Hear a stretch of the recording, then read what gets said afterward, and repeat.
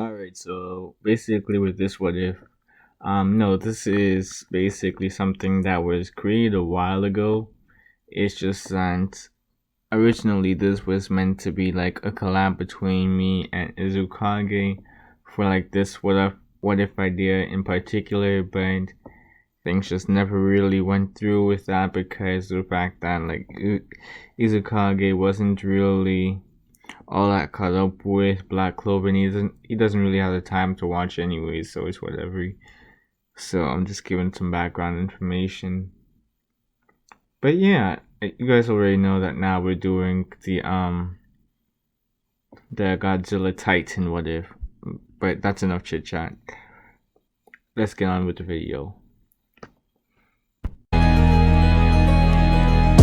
In the whipping, I'm whipping the soul out it. Chin the tone when I'm flexing like Pilates. Why you frontin', you act like you somebody. Keep a trail in the ville, how I go by it. I was stuck in the rut, I was nobody. I've been looking for something to go by it. There's an art to the hustle like yo, got it. Kick out a kick back and hit like a new shotty. In the whipping, I'm whipping the soul out it. Chin the tone when I'm Asta was an interesting kid. From a young age, he showed signs of great promise. He had above average strength and speed. No one really knew the reason behind it, but it made Asta a great asset for the church he grew up in for pretty much all his life. He and a boy named Yuno were the most noteworthy out of everyone within Hage village. Yuno, Yuno possessed wind magic, something he was able to use with such great output that the villagers couldn't imagine how powerful he would become when he got his grimoire. The issue with Yuno, though, was that he was easily outspoken. He was rather shy, while Asta was the polar opposite. Asta didn't really show any signs of magic, but he was loud and boisterous most of the time. They were the oldest out to the orphans and would help as much as they could. They were even willing to trudge through the snow in order to support the rest of their foster family. They started doing this when they were around 8. They were 10 when something happened. Some drunkard encountered the two and tried to snatch Yuno's necklace in order to make a quick buck off of it. Probably to buy more booze. Yuno tried defending himself by retaliating, but he was still only 10 years old. Asta tried to help, but not even he was strong enough to really do much against this guy.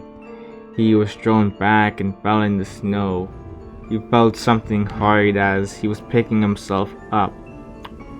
Not that kind of hard. And found a decently sized rock. He grabbed it and charged back at the man. He threw the rock at them, which hit them in the forehead. They screamed in pain and started bleeding from where the rock hit them. Asta felt a weird sensation seeing this man's blood. It was as if this blood was calling out to him. He stretched out his arm towards the man, and the crimson liquid suddenly stopped flowing out of the man's head. Asta formed an image in his head. Something sharp in order to further injure the drunk man. The red substance began morphing into projectiles that plunged themselves all throughout the man's body. They weren't enough to kill the man, but it was enough to leave him paralyzed. Asta breathed heavily in exhaustion, as this was the first time we'd ever used such an ability. Despite what happened, Asta was kind of happy. I mean, after all, he had magic. A seemingly strong one at that. His dream of becoming Wizard King was now all but confirmed. Yuno grabbed his necklace and looked back at Asta, who was struggling to stand now. Yuno helped Asta walk back home to their church, where they would inform the others about the great news, although Orfrai, their foster father, was concerned hearing what happened, though for obvious reasons, but he was relieved to hear they were safe. He was admittedly interested in hearing more about this blood magic of Asta's. Asta didn't know too much of what he could do with this magic of his, but what he learned so far was the fact he could manipulate the exposed blood of others. He was curious if he could manipulate his own as well, and whether it mattered if someone's blood was exposed or not. Over the next couple of years, he began to learn more about his magical abilities. He would often be found in the forest fighting some of the animals or building up his strength. Something he discovered along the way was the fact he could actually control the blood within others if he inserted his own blood into them first. He first discovered this when he fought a bear at the age of 18. They clawed at his chest and caused him to bleed. Asta was breathing heavily and began to clutch his chest in pain. He looked back up at the bear and smirked before shooting his blood at the bear. Asta's blood formed into spikes and injected themselves into the bear's body. The bear roared in pain, but went to try and fight Asta again. Asta glared at the bear and tried to push back against them. He could practically feel the blood flow out of the bear. Well, he could feel the blood flow of the bear, I should say. He couldn't completely explain it, but he was curious what would happen if the blood flowed in the reverse direction. Knowing he had blood magic, he figured it was worth a shot trying to do this. Asta ran and hid behind a tree in order to concentrate on the way the blood moved. It took him a good minute before he was even able to start feeling a shift in the bear's bloodstream. He could hear the bear fall down 5 minutes later. Asta had healed up his injury earlier, so he wasn't scared about any blood loss. He walked over to find the bear on the ground unmoving. He was kind of proud at this accomplishment. This was a useful ability. The only thing he disliked about it was the fact it required a good amount of patience and concentration, unlike his other abilities he ended up discovering over the years. 5 more years passed, and Asta was now 15 years of age. Both he and Yuno were. They became incredibly strong over the years, and today was a special occasion. Today would be the day where they would be getting their grimoires, which would allow them to use their magic even better than before. They could become magic knights with their grimoires. This would make Asta's dream of becoming Wizard King one step closer than before. He was incredibly excited that he couldn't stand still. Yuno acted fairly calm the whole time, though. Asta didn't know how he could, to be honest. They were at the Grimoire acceptance ceremony, and the people were commenting on Asta's excitement. Yuno noticed this and forced Asta to calm his nerves and wait patiently for his grimoire. Asta sighed before listening to Yuno, although he still shook a little in excitement. Yuno groaned in dismay seeing this, but figured this was better than what he was doing before. He was making weird dance moves and screaming the whole time up until now. At least he was quiet and just shaking a little. This was something more appropriate. Everyone ended up getting the grimoire except Asta for some reason. Even Yuno got a grimoire and he had a 4-leaf clover insignia. The royals within the audience who witnessed this were immensely jealous, figuring that they should have gotten a 4-leaf clover grimoire instead, considering their status and not some lowly commoner, although they supposed it was better than nothing. They looked at Asta and began to laugh at his despair. Everyone except Yuno began to mock Asta for the fact he didn't have a grimoire. This made Asta's blood begin to boil. I've said blood a lot of times today. He gripped his fists and started breathing heavily. He heard all of their insults, all of their mockery about his misfortune, and he absolutely hated it. He clenched his jaw before bringing his thumb up to his mouth. He bit hard on his thumb, hard enough to where it began to bleed. This caused the villagers to laugh even harder, thinking Asta was trying to suck his thumb like a little baby, but in actuality this was just one of the ways Asta went about activating his blood magic.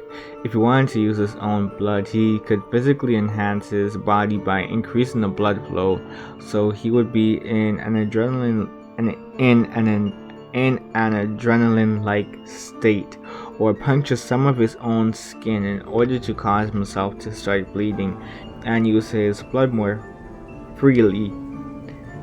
Yuno recognized this and tried to stop Asta, have him get a grip on himself, but Asta wasn't listening right now. He wanted to show them that he was a force to be reckoned with, not some useless piece of trash they could walk all over. Once he started shedding blood, droplets of it began to float in the air. Some of the villagers stomped, laughing when they witnessed Asta's blood begin to take its shape into something odd, like a small spear or a dagger of the sorts. "Stop laughing." He aimed the blood weapon around the hall while staring viciously towards the rest of the village. Let me redo this sentence. He aimed the blood weapon around the hall while staring viciously towards the rest of the villagers and nobles alike. If it was one thing Asta hated, it was being looked down upon. After a minute of straight silence, Asta relinquished the attack and forced it to re-enter his bloodstream. He stormed out of the room, with Yuno being quick to follow the smaller teen. "Asta, what was that back there?" Yuno questioned. Asta didn't answer. He continued walking away in silence. Yuno growled in frustration. Asta was stubborn. It was one of the most recognizable traits about the boy. He refused to speak the whole way back to the church. He was angry and confused. Angry at everyone who laughed at him and confused. Confused because of the fact he didn't get a grimoire like everyone else. He had magic after all. He supposed this was a minor setback for now though. He just needed to become even stronger and show that he wasn't one to be taken lightly. Asta went off to the forest in order to train his abilities more. He stopped though when he felt another presence arrive next to Yuno.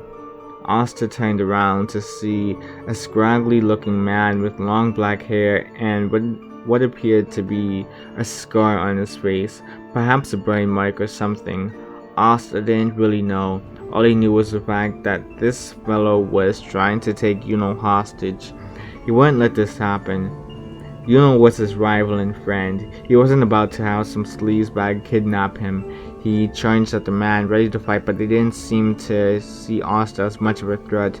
They also appeared to have some form of chain magic, as they summoned their grimoire and sent chains flying at both Asta and Yuno, restraining them. Asta struggled to break out of his restraints, but it wasn't working. The man clad in black laughed at Asta's pitiful attempts to escape and turned to Yuno, snatching his grimoire from off of him. "I could make a good amount of money off of this grimoire. There are some people out there that will pay a fortune just to have a four-leaf grimoire added to their collection, especially considering how rare and notable they are," Revchi stated. This wasn't good. He refused to let this guy get away. Asta needed to think of something quick before they got away.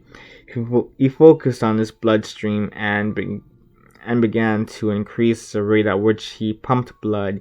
His strength began to increase, his muscles became tenser, his breathing more rapid. It was still hard to break out of these chains though. Asta. Asta looked up to face Yuno. You said you wanted to become Wizard King, right? Yuno asked. Want what? Want? But hold on, Yuno. Want? What do you mean by want? It's as if you're saying there's a chance I won't make it. I always say that I will become Wizard King without a doubt in my mind. Alright, well prove it to me then, and stop that guy. I know you can do it, Asta. You're my rival after all. Yuno smirked. That's all Asta needed to hear for his morale to be boosted by leaps and bounds. Yuno rarely ever called Asta his rival. He was honestly more of a stoic figure compared to Asta, so to hear him declare right here and now that he was his rival, well, it made Asta feel incredible. He roared as he increased the rate at which his heart pumped blood even more than before and managed to break out of the chains. This caught Revchi off guard as it was rare for someone to be able to break out of his chains, especially through pure physical strength. What was this kid? He didn't have time to dwell on that for long either, as something appeared before Asta from the crevices of the ceremonial tower. It was a grimoire. Revchi's eyes widened at the red aura around it. He looked closer at the insignia and his eyes practically popped out of his head. It was a 5-leaf clover insignia. That only ever meant one thing. That grimoire. It hosted the devil. He tried using his chains once again, but it was already too late. Asta pulled out a large blood-red sword from the grimoire and cut through Revchi's chains before he swung it at him. He hit Revchi with the blunt side of the sword, and the force from the attack was enough to send him flying. He dropped Yuno's grimoire on the ground. Asta breathed heavily before turning to Yuno. The sword that he carried suddenly became heavier. The change of weight was rapid enough for Asta to lose his footing for a second. He felt weaker too. He looked down to see that the sword was a rusted black now. Okay. Asta was confused, but he would figure it out later. He lifted the sword and slashed at Yuno's restraints. Afterwards, he picked up Yuno's grimoire and handed it to him. Yuno showed his gratitude towards Asta before proclaiming that he would become Wizard King now with his grimoire back in his possession. Asta grew a tick mark on his forehead hearing this and faced Yuno to tell him that he was going to be the next Wizard King, not him. Yuno laughed at Asta's reaction before he began to walk in front of him. Let's go home, Asta. Now that we both have grimoires, we have to train even harder than before in order to make it into the Magic Knights. Asta agreed, and they headed back to the church. Yeah, that's pretty much all for right now, I guess. Comment down below what you think. I'm recording this kind of late, like it's 9 p.m. when I'm recording this, and people should be asleep, I think. That's why I don't have as much energy as I usually would. But yeah, King Titan X out.